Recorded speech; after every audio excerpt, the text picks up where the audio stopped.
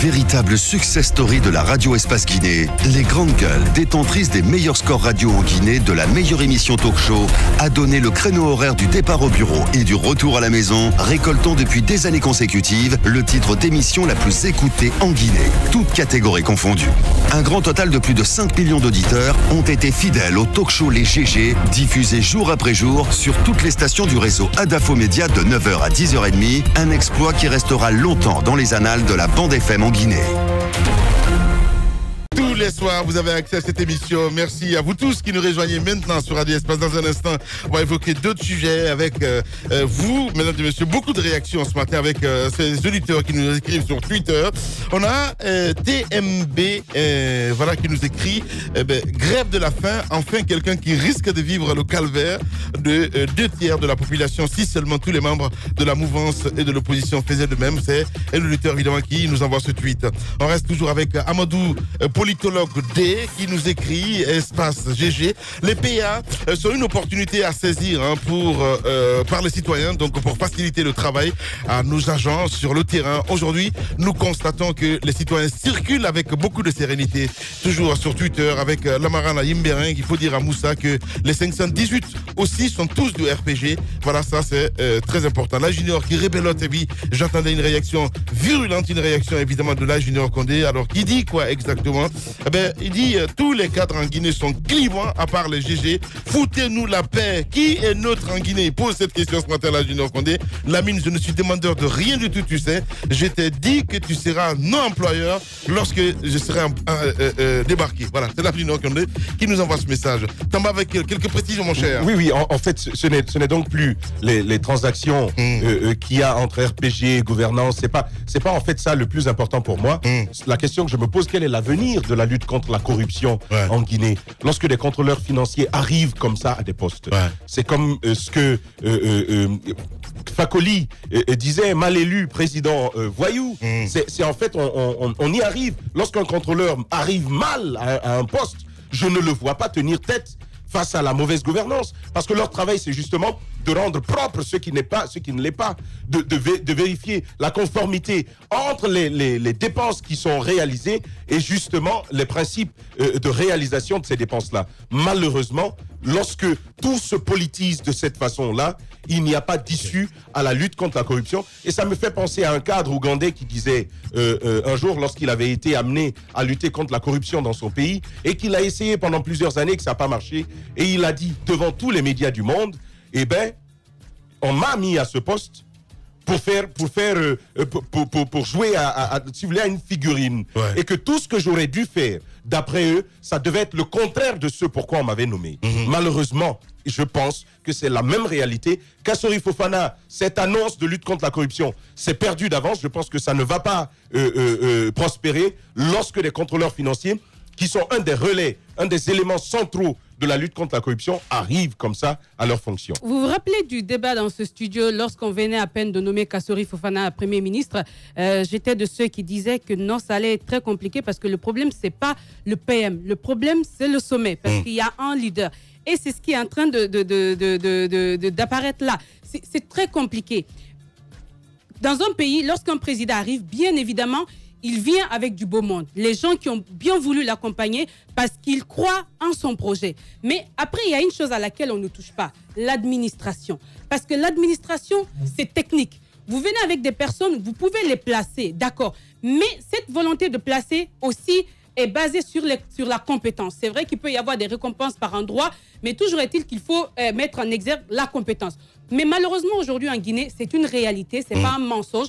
On se retrouve, on dirait qu'aujourd'hui, même les petits-enfants des gens qui ont milité dans le RPG veulent bénéficier parce que leur arrière-arrière-grand-père ont milité pour le RPG. Et justement, le chef de l'État veut récompenser tout le monde.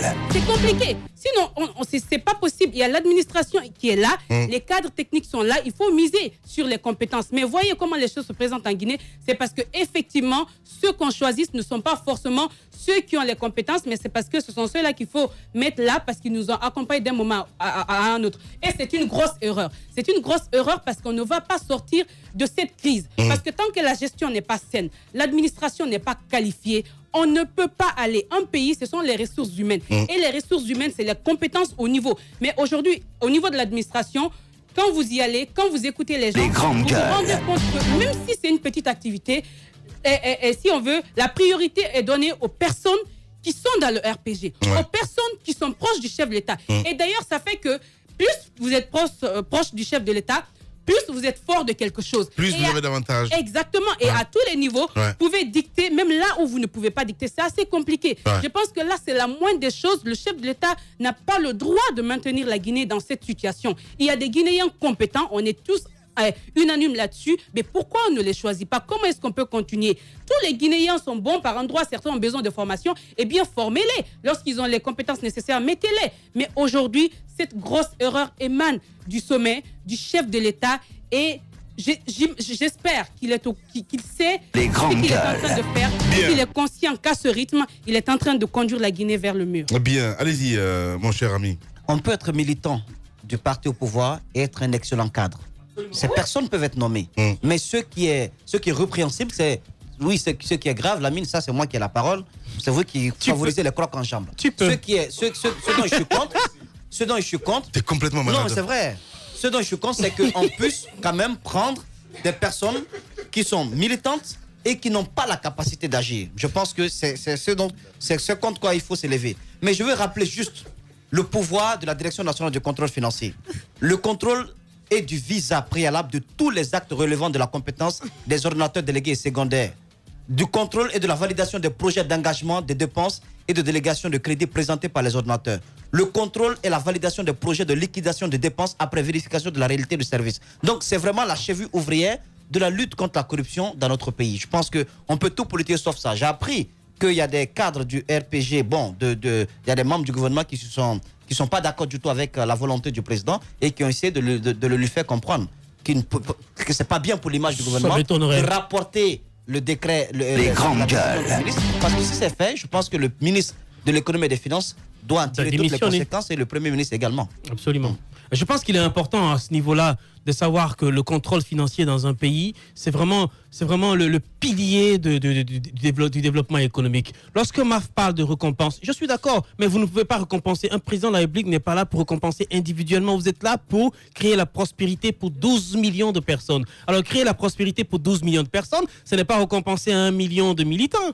Comme ça, vous ne participez pas au développement économique. Je pense que la meilleure des manières de faire, c'est de partager équitablement les richesses. Enfin, on ne peut pas partager équitablement les richesses parce que chacun a avec sa compétence. Mais ce qui est important, c'est de créer la possibilité de développer le plus large possible pour que tous les Guinéens en bénéficient. C'est comme ça qu'on récompense tout le monde. Lorsque le pays est prospère, lorsque le pays est développé économiquement, lorsque les infrastructures sont là, ce ne sont pas seulement que les militants des autres partis qui en bénéficient. Il y a aussi certains militants du RPG Arc-en-Ciel qui sont agriculteurs, qui sont menuisiers, qui sont ébénistes, qui sont vendeurs de chaussures, ou je sais pas moi, vendeurs de chaussettes ou cambistes quelque part, qui bénéficient de cette manière-là. Je pense que le développement, lorsqu'il est large, c'est tout le monde qui en bénéficie et le pays est paisible. Mais lorsque vous le faites de façon parcimonieuse, lorsque vous le faites de façon ciblée, puisque c'est le terme qui n'est pas bien à utiliser dans ce pays, je pense que vous créez des frustrations plus que des contents. Radio Espace, les grandes gueules. Leur spécialité, c'est la démesure totale. Tant qu'ils ne changeront pas, nous ne changerons pas non plus. Les grandes gueules, à suivre tous les jours sur la radio d'opinion. Radio Espace. Bien, tous les soirs d'ailleurs, vous avez accès à cette émission et beaucoup de réactions ce matin. Et dans la deuxième partie, nous allons essayer d'appeler aussi un bafoué qui va intervenir parce qu'on nous apprend un ministère de la Sécurité port obligatoire de l'uniforme pour tout le personnel de la police. Je vous propose évidemment qu'on va essayer de l'appeler dans un alors là, ça c'est de la démagogie totale. Comment ça, de la démagogie ? Vous allez obliger les policiers à porter la tenue alors qu'ils n'en ont pas. Leur salaire ne leur permet même pas de porter. Alors je veux vous dire, non mais écoutez, moi j'ai pris langue avec des policiers. Vous savez ce qu'ils vont faire? Ils seront obligés d'aller au marché de Madina, à Avaria, négocier quelques tissus bleus et venir les déposer chez le tailleur qui va les coudre de la manière dont il veut, peut-être même avec 4 poches, et ils vont les porter dans la rue. Comment ils vont faire pour acheter les bottillons? Mais qu'est-ce que tu racontes? Mais lorsque vous voulez appliquer la loi, vous créez les conditions d'application de cette loi. Le ministère de la Sécurité, avant de prendre cette mesure, devez pouvoir avoir les moyens de doter les policiers de tenues. Soit vous-même vous financez. Non, mais si, non, attendez. Si c'est important. Mais vous pas dit que c'est pas important. Non, si c'est là le problème. C'est là le problème. Vous importez les tenues, vous envoyez la quantité suffisante de tenues et de chaussures, et après, si vous voulez, vous leur dites de payer peut-être par pourcentage si vous ne pouvez pas leur donner gratuitement, mais il est la responsabilité du ministère de la Sécurité d'habiller les policiers. Ouais. Vous ne pouvez pas leur imposer de porter des tenues alors qu'ils n'en ont pas les moyens. Entre remplir le ventre et s'habiller bien, je choisirais bien remplir mon ventre. Mais Roby, là tu rêves là. Mais si. Mais non, ça va favoriser plus la corruption dans la rue parce que le policier pour s'acheter une tenue sera obligé de mettre la pression sur le chauffeur de taxi, sera obligé d'arracher les clés du taxi motard qui vient, etc. pour lui retirer 10 000, 20 000 francs. Ça va que favoriser la corruption dans la rue parce que de toutes les façons il sera obligé de s'habiller, mais s'il n'a pas les moyens, il faut qu'il crée les conditions. Allez, on va revenir dans un instant, mesdames et messieurs. On va essayer d'appeler Bafoué. Hein, voilà, déjà, on n'a même pas évoqué le sujet et ça part dans tous les sens. C'est ça aussi les grandes gueules. Une pause de 10 minutes et derrière. Bafoué avec nous. Véritable success story de la radio Espace Guinée, les grandes gueules, détentrices des meilleurs scores radio en Guinée, de la meilleure émission talk show, a donné le créneau horaire du départ au bureau et du retour à la maison, récoltant depuis des années consécutives le titre d'émission la plus écoutée en Guinée, toutes catégories confondues. Un grand total de plus de 5 millions d'auditeurs ont été fidèles au talk show Les GG, diffusé jour après jour sur toutes les stations du réseau Adafo Média de 9h à 10h30, un exploit qui restera longtemps dans les annales de la bande FM en Guinée.